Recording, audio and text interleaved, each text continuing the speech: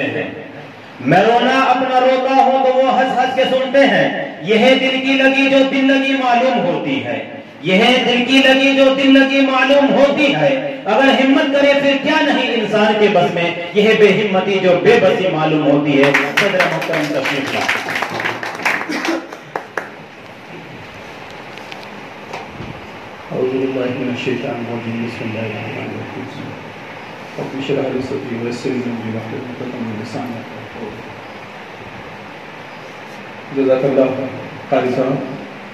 अस्सलामु अलैकुम वरहमतुल्लाहि वबरकातुहू।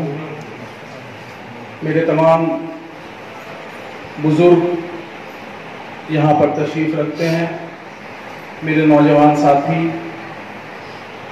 और वो तमाम लोग जो मजलिस से मोहब्बत करते हैं, जो मजलिस के लिए अपना रात दिन एक किए हुए हैं, अपने वक्त को, अपनी जान को, अपने माल को मजलिस के लिए कुर्बान कर रहे हैं।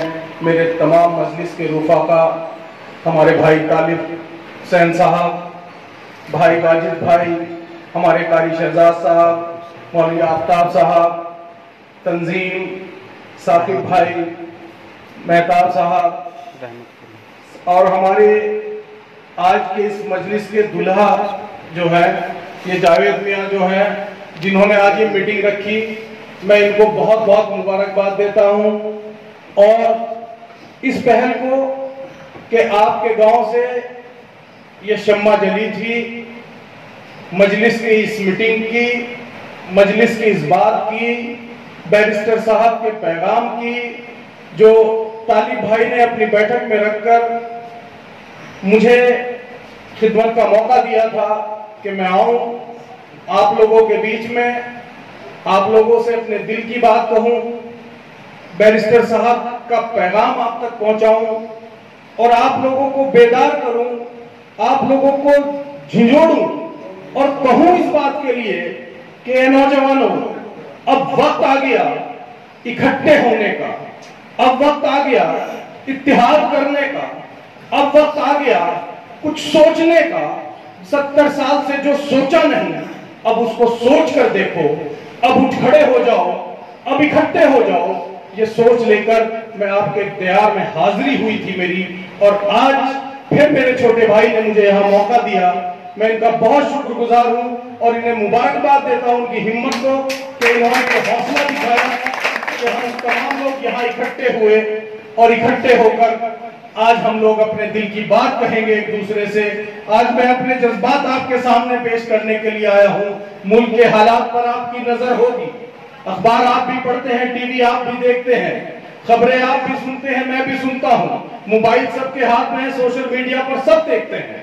लेकिन आज उस पर फिक्र करने के लिए इकट्ठे हुए हैं, उन हालात पर गौर करने के लिए इकट्ठे हुए हैं। मेरे नौजवान साथियों, 70 साल से पिछला इतिहास उठाकर देखो। जो लोग अपनी तारीख नहीं जानते, जो लोग अपना इतिहास नहीं जानते, जो लोग अपने माजी के बारे में जानना नहीं चाहते, उन कौम के जवाल को दुनिया की कोई ताकत टाल नहीं सकती। अगर आपको अपना इतिहास पता होगा, अगर आपको अपने माजी के बारे में जानकारी होगी, अगर आपको ये पता होगा कि इस मुल्क के लिए हमारी वफादारी क्या थी, हमारे बुजुर्गों ने इस मुल्क के लिए क्या किया, जब आप यहाँ खड़े होकर ये माइक हाथ में पकड़कर किसी चौराहे पर भी खड़े हो जाओगे तो जाकर उन लोगों का जवाब दोगे जो आज आपसे वफादारी का सबूत मांगते हैं। आप जवाब तब दे सकते हो जब आपको अपने माजी के बारे में पता होगा, अपने बुजुर्गों की कारकर्दगी पता होगी। हमसे जिंदा है जमाने में तमद्दुन का निजाम, हमसे जिंदा है जमाने में तमद्दुन का निजाम, मुर्दा तहजीबों के आसार नहीं है हम लोग। और जाओ तारीख के और आप उलट कर देखो, फिर ये कहना कि वफादार नहीं है। तो तारीख को उलट कर देखो मेरे नौजवान साथियों। आज बैरिस्टर साहब पूरे मुल्क के अंदर एक एक गली कूचे में जाकर, बिहार की कच्ची सड़कों में, बिहार के उन गंदे रास्तों पर जिन पर आम आदमी का चलना महाल है, उन रास्तों पर बैरिस्टर साहब सफर कर रहे हैं। किसके लिए? उनको किसी की जरूरत नहीं थी। उनके पास अल्लाह का इतना बड़ा अनाम है कि उनको किसी चीज की कमी नहीं है, लेकिन वो शख्स क्यों आपके लिए रातों की नींद खराब करता है? वो शख्स क्यों अपने दिन का चैन और सुकून खराब करता है? इस पर सोचने के लिए इकट्ठे हुए हम लोग कि आखिर वो कौन सा दर्द है, आखिर वो कौन सा शक्ल है, आखिर वो कौन सी मोहब्बत है कि यहाँ मुझे दर्द होता है तो वहां बैरिस्टर साहब चिल्लाते हैं, सदन के अंदर बैरिस्टर साहब बोलते हैं, सदन के बाहर बैरिस्टर साहब बोलते हैं, उन हालात में बोलते हैं जब आपका कोई नाम नहीं लेता, उन हालात में बैरिस्टर साहब आपकी आवाज बनते हैं।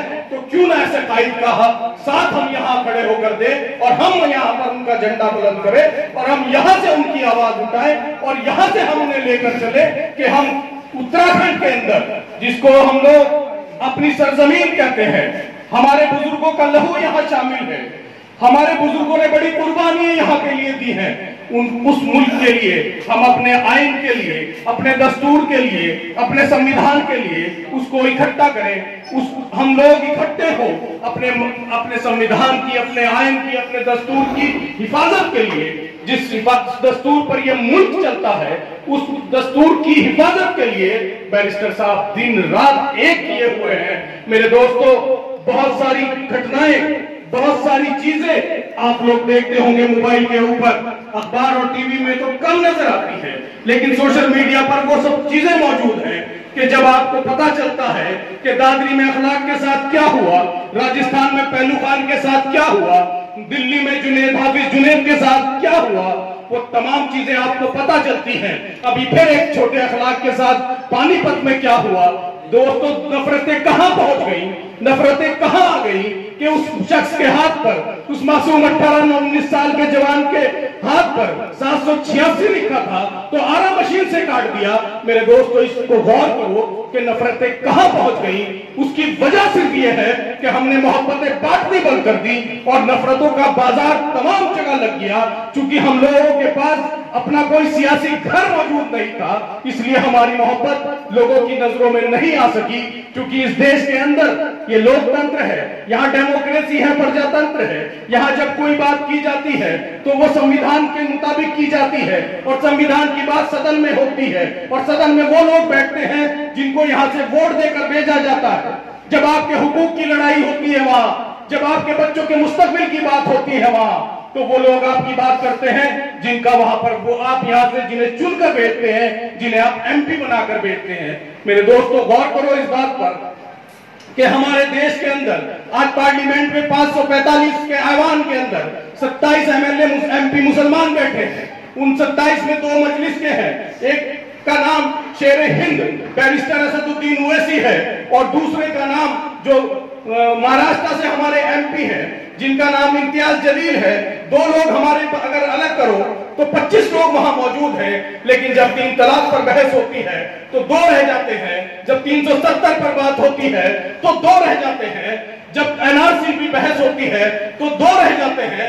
जब सीए पास होता है तो 2 रह जाते हैं। आज किसानों के खिलाफ बिल पास हुआ तो 2 खड़े रह गए। मेरे दोस्तों, सोचो इसकी वजह क्या, सोचने की जरूरत है। इसकी वजह क्या, हम आखिर क्यों नहीं बदल सकते? हमारी तादाद इतनी है कि हम अपने हक की लड़ाई लड़ सकते हैं। हमारा मकसद किसी का हक छीनना नहीं है। हमारे नबी की तालीम किसी का हक छीनना नहीं है। हमारे नबी ने हमें तालीम दी है कि अपना हक लो, दूसरे का हक मत छीनो। मेरे दोस्तों, लेकिन अपना हक भी मत छोड़ो। आपका हक अगर छीन रहा है तो उसकी मुखालफत करो। अल्लाह के नबी ने हमें बताया है कि 3 चीजें बहुत अहम हैं कि अगर तुम्हारे अंदर ताकत हो तो जालिम का मुकाबला करो, अगर तुम्हारे अंदर ताकत नहीं है तो जालिम को जुबान से बुरा कहो, और अगर तुम्हारे अंदर इतनी भी ताकत नहीं है कि जुबान से बुरा नहीं कह सकते तो फिर दिल से बुरा समझो। ये तीसरा और आखिरी दर्जा है जो हमारे नबी ने हमें तालीम दी। तो हम कम से कम इस जमहूरी मुल्क में वोट का इस्तेमाल अगर सही कर लेंगे, अगर इस जमहूरी मुल्क में हम वोट का इस्तेमाल सोच समझ कर लेंगे, तो वहां जो आज आपके 27 होने के बावजूद आपके 2 इकट्ठे रहते हैं, 25 इधर उधर भाग जाते हैं, उसकी वजह आप खुद तलाश कर लेंगे कि उसकी वजह क्या है। उसकी वजह सिर्फ ये है कि उनका वो जीत कर आपके वोट से गए, वो जीत कर आपकी मोहब्बतों से गए, वो जीत कर आपके साथ से गए। आप इत्तेहाद ना करते, इत्तिफाक ना करते।